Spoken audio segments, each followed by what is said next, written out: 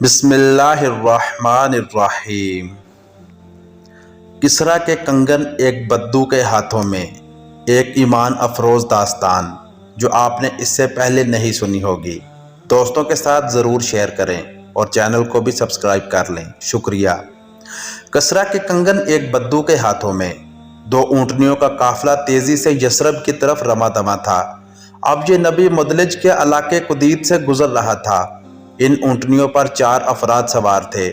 ان میں ایک بزرگ جس کی داڑھی کے کچھ بال سفید ہو چکے تھے، بڑی بے تابی سے کبھی آگے کبھی پیچھے دیکھ رہے تھے، گویا کسی بھی خطرے کو بھانپ کر اس کا مقابلہ کرنے کی دھن میں تھے۔ یہ صدیق اکبر رضی اللہ تعالی عنہ تھے۔ اس قافلے کے سربراہ امام الانبیاء کائنات کے امام سید البشر محمد الرسول اللہ صلی اللہ علیہ وسلم تھے۔ ادھر بنو مدلج کے سردار سراقہ بن مالک اپنے گھر میں اپنے حواریوں سمیت بیٹھا گفتگو کر رہا تھا۔ اچانک ایک شخص اندر داخل ہوا، کہنے لگا، سراقہ، میرا خیال ہے کہ محمد صلی اللہ علیہ وسلم اس وقت اپنے ساتھیوں سمیت ساحل سمندر سے گزر رہے ہیں۔ میں ابھی ابھی انہیں دیکھ کر آ رہا ہوں۔ سراقہ سمجھ گیا کہ یہ وہی لوگ ہیں۔ ان دنوں مکہ کے ارد گرد تمام قبائل اور بستیوں میں ایک ہی موضوع زیر بحث تھا کہ اس قافلے کو کسی طرح روکا جائے اور انہیں زندہ یا مردہ معاذ اللہ قریش مکہ کے حوالے کیا جائے۔ اس مذموم کارروائی کے لیے 100 سرخ اونٹوں کا انعام مقرر تھا، اور یہ اتنا بڑا انعام تھا کہ اسے حاصل کرنے کے لیے ہر شخص بے قرار تھا۔ سراقہ نے پہلو بدلا۔ اس کے ذہن میں یہ خیال بجلی کی طرح کود گیا کہ یہ انعام مجھے ملنا چاہیے۔ آخر میں اس قبیلے کا سردار ہوں اور یہ قافلہ میرے علاقے سے گزر رہا ہے، میں اس پر قابو پا سکتا ہوں۔ لیکن اگر کوئی شخص میرے ساتھ اس قافلے پر قابو پانے میں شریک ہوتا ہے تو انعام تقسیم ہو سکتا ہے۔ اس لیے ایک لمحے سوچا، پھر اس شخص کو گھورتے ہوئے کہا، تمہارا اندازہ غلط ہے۔ بھلا محمد صلی اللہ علیہ وسلم یہاں سے کہاں گزر سکتے ہیں؟ یہ وہ لوگ نہیں، بلکہ تم نے کسی اور کو دیکھا ہے جو تمہاری نظروں کے سامنے سے گزرے ہیں۔ قافلے کی خبر دینے والا شخص خجالت محسوس کر رہا تھا۔ ادھر سراقہ نے اپنی لونڈی کو طلب کیا اور اس کے کان میں کہا، فوراً میرے گھوڑے پر زین کسو اور اسے تیار کر کے فلاں جگہ کھڑی ہو جاؤ۔ خبردار، کسی کو کانو کان خبر نہ ہو، میں تھوڑی دیر میں آ رہا ہوں۔ ہاں، جلدی جلدی کرنا، تاخیر ہرگز نہیں ہونی چاہیے۔ پھر وہ اہل مجلس کے ساتھ کسی اور موضوع پر گفتگو کرنے لگا۔ اس کا ذہن مسلسل قافلے کے تعاقب میں تھا۔ جب اندازہ ہو گیا کہ اس کی لونڈی گھوڑا تیار کر کے مقررہ مقام پر پہنچ چکی ہوگی تو اس نے اہل مجلس سے گھر میں ضروری کام کا بہانہ کیا اور اپنے گھر کے پچھواڑے سے باہر نکل گیا۔ اس نے نیزہ سنبھالا، گھوڑے پر سوار ہو کر اسے قافلے کی طرف دوڑایا۔ گھوڑا پوری قوت سے سرپٹ دوڑ رہا تھا۔ اچانک گھوڑا پھسلا اور سراقہ نیچے گر پڑا۔ اس نے اٹھ کر ترکش کی طرف ہاتھ بڑھایا، پانسے کے تیر نکالے اور یہ جاننا چاہا کہ میں انہیں ضرر پہنچا سکوں گا یا نہیں۔ اتفاق کی بات کہ تیر وہ نکلا جو اسے ناپسند تھا۔ فال بتا رہی تھی کہ قافلے کا پیچھا کرنا مناسب نہیں، مگر 100 اونٹوں کا لالچ اسے چین نہ لینے دیتا تھا۔ وہ دوبارہ گھوڑے پر سوار ہوا اور قافلے کے بہت قریب جا پہنچا، حتیٰ کہ اس کے کانوں میں اللہ کے رسول صلی اللہ علیہ وسلم کی قرأت کی آواز آنے لگی۔ ادھر ابو بکر صدیق رضی اللہ تعالی عنہ بڑے بے چین نظر آ رہے تھے۔ انہوں نے سراقہ کو قریب آتے دیکھا تو بے اختیار پکار اٹھے، اللہ کے رسول صلی اللہ علیہ وسلم، یہ پیچھا کرنے والا اب ہمیں پکڑنے ہی والا ہے۔ ادھر عزیمت کے پہاڑ اپنے رب پر مکمل بھروسہ کرنے والے پیغمبر صلی اللہ علیہ وسلم نے بڑے اعتماد سے جواب دیا، ابو بکر میرے یار غار، پریشان ہونے کی ضرورت نہیں، اللہ ہمارے ساتھ ہے۔ سراقہ کا گھوڑا مسلسل دوڑ رہا تھا، بتدریج قریب ہو رہا تھا۔ ابو بکر صدیق رضی اللہ تعالی عنہ پریشانی کے عالم میں رو پڑے۔ ارشاد ہوا، ابو بکر کیوں رو رہے ہو؟ عرض کیا، میرے ماں باپ آپ صلی اللہ علیہ وسلم پر قربان، میں اپنی جان کے خوف سے نہیں بلکہ آپ کی خاطر رو رہا ہوں۔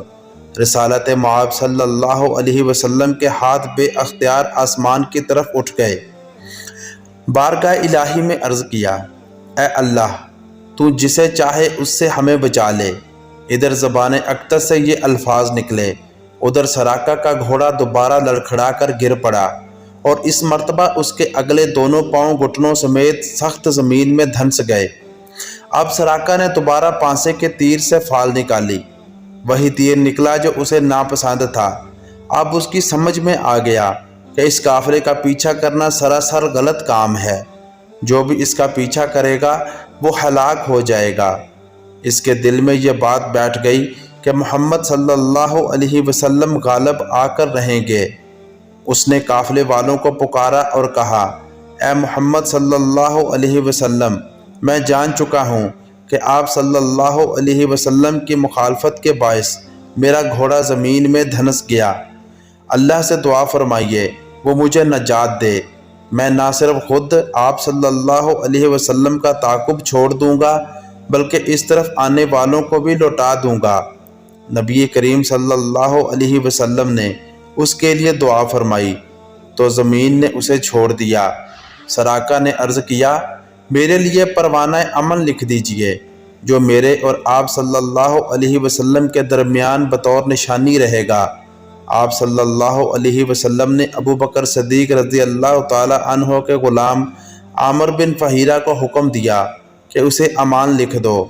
انہوں نے چمڑے کے ٹکڑے پر امان نامہ لکھ دیا۔ سراقہ نے آپ صلی اللہ علیہ وسلم کو قریش کے عزائم اور 100 اونٹوں کے انعام کے بارے میں آگاہ کیا اور آپ کو زاد سفر اور ساز و سامان کی پیشکش کی، مگر آپ صلی اللہ علیہ وسلم نے کسی بھی قسم کا سامان لینے سے انکار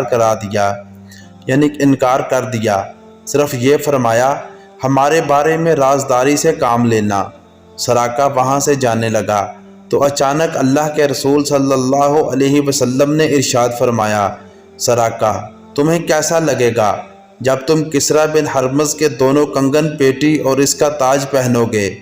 سراقہ نے بڑے تعجب سے یہ بات سنی، وہ سوچ میں پڑ گیا، کہاں کسریٰ بن ہرمز اور اس کے کنگن اور کہاں میں؟ اس کے بعد قافلہ یثرب کی طرف بڑھ گیا۔ سراقہ واپس آیا تو دیکھا کہ لوگ قافلے کی تلاش میں سرگرداں ہیں۔ سراقہ کہنے لگا، ادھر کی کھوج خبر تو میں دور دور تک کر چکا ہوں، تمہیں اس طرف جانے کی کوئی ضرورت نہیں، میں تمہارے حصے کا کام کر چکا ہوں۔ پھر جب اللہ کے رسول صلی اللہ علیہ وسلم بحفاظت مدینہ منورہ پہنچ گئے تو سراقہ نے لوگوں کو یہ واقعہ سنایا۔ سراقہ نے امان نامہ سنبھال کر رکھا۔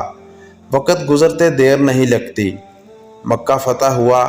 آپ صلی اللہ علیہ وسلم حنین اور طائف سے فتح یاب ہو کر جورانا کے مقام پر قیام فرما ہوئے۔ بنی مدیج کا یہ سردار یہی امان نامہ لیے اللہ کے رسول صلی اللہ علیہ وسلم سے ملنے آیا۔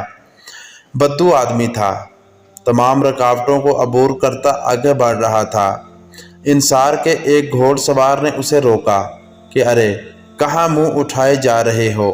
اس نے جواب دیا، میں وہی پروانہ جیب سے نکالا اور اسے رسول اللہ صلی اللہ علیہ وسلم کی طرف بڑھایا۔ آپ صلی اللہ علیہ وسلم اس وقت اونٹنی پر سوار تھے۔ عرض کرنے لگا، یا رسول اللہ صلی اللہ علیہ وسلم، یہ آپ ہی کا دیا ہوا امان کا پروانہ ہے، میں سراقہ بن مالک ہوں۔ ارشاد ہوا، آج کا دن وفا نبھانے کا دن ہے، نیکی اور احسان کرنے کا دن ہے، میرے قریب آ جاؤ۔ پھر چند لمحات کے بعد سراقہ بن مالک کو صحابی بننے کا شرف نصیب ہوا۔ اب وہ اسلام کا ایک سچا سپاہی تھا۔ مسلمانوں کی فتوحات تیزی سے بڑھ رہی تھیں۔ عمر فاروق رضی اللہ تعالی عنہ کے دور میں اللہ کے رسول صلی اللہ علیہ وسلم کی پیش گوئی ہوئی۔ آپ صلی اللہ علیہ وسلم کے نامہ مبارک کو چاک کرنے والے کسریٰ کی حکومت پاش پاش ہو، اس کا غرور خاک میں مل گیا، اس کے خزانوں کو توڑا گیا۔